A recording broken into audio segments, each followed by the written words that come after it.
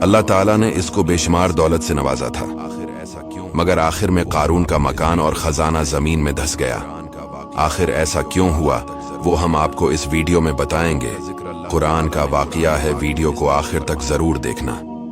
कारून का जिक्र अल्लाह ताला ने कुरान पाक में इस तरह फरमाया, बेशक कारून मूसा की कौम से था, फिर इसने इन पर ज्यादती की और हमने इसको इतने खजाने दिए जिनकी कंजियां एक जोरावर जमात पर भारी थीं। कारून हजरत मूसा अलैहिस्सलाम के चच्चा यसहर का बेटा था। बहुत ही शकील और खूबसूरत आदमी था, इसीलिए लोग उसके हुस्न जमाल से मुतासिर होकर उसको मनूर कहा करते थे। इसके साथ साथ उसमें यह कमाल भी था कि वो बनी इसराइल में तौरात का बहुत बड़ा आलिम और वो बहुत ही मिलनसार और बा-अखलाक इंसान था और लोग उसका बहुत ही अदबू एहतराम करते थे।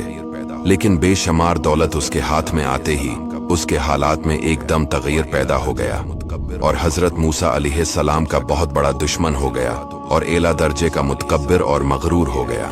जब ज़कात का हुक्म नाजिल हुआ तो उसने हजरत मूसा अलैहिस्सलाम के रोबरो ये अहद किया कि वो अपने तमाम मालों में से 1000वां हिस्सा ज़कात निकालेगा। मगर जब उसने मालों का हिसाब लगाया तो एक बहुत बड़ी रकम ज़कात की निकली।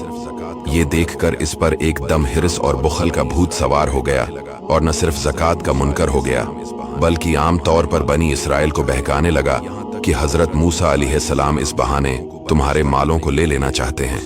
यहाँ तक कि हजरत मूसा अलैहिस्सलाम से लोगों को बरगश्ता करने के लिए उस खबीस ने ये गंदी और घनावनी चाल चली कि एक औरत को बहुत ज्यादा मालो दौलत देकर आमादा कर लिया कि वो आप पर बदकारी का इल्जाम लगाए। चिनाची ऐन उस वक्त जबकि हजरत मूसा अलैहिस्सलाम वाज फरमा रहे थे, कारून ने आपको टोका कि फलानी औरत से आपने बदकारी की है।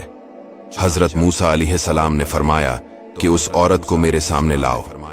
चुनांचा वो औरत बुलाई गई तो हजरत मूसा अलैहिस्सलाम ने फरमाया कि ए औरत, उस अल्लाह की कसम जिसने बनी इसराइल के दरिया को फाड़ दिया और आफियत और सलामती के साथ दरिया के पार कराकर फिरौन से नजात दी, सच सच कह दे कि वाकया क्या है।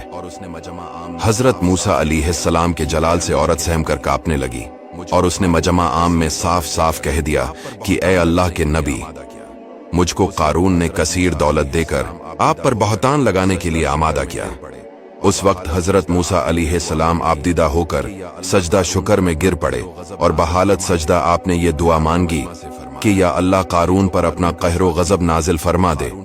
फिर आपने मजमा से फरमाया कि जो कारून का साथी हो वो कारून के साथ ठहरा रहे और जो मेरा साथी हो वो कारून से जदा हो जाए।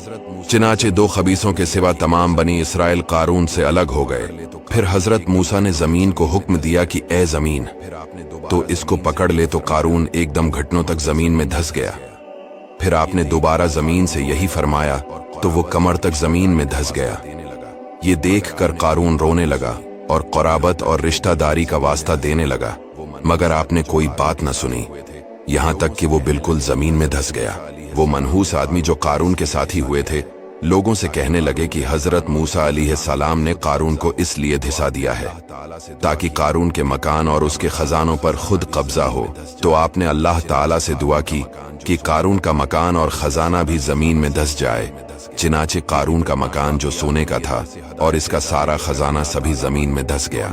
ये इबरतनाक वाकया हमें ये दर्स हिदायत देता है कि अगर अल्लाह ताला मालो दौलत अता फरमाए तो इस फर्ज को लाजिम जाने कि अपने अमवाल की ज़कात अदा करता रहे और हरगिज अपने मालो दौलत पर गुरूर और घमंड न करे, क्योंकि अल्लाह ताला ही दौलत देता है और जब वो चाहता है पल भर में दौलत छीन भी लेता है। हर वक्त इसका ध्यान रखना चाहिए।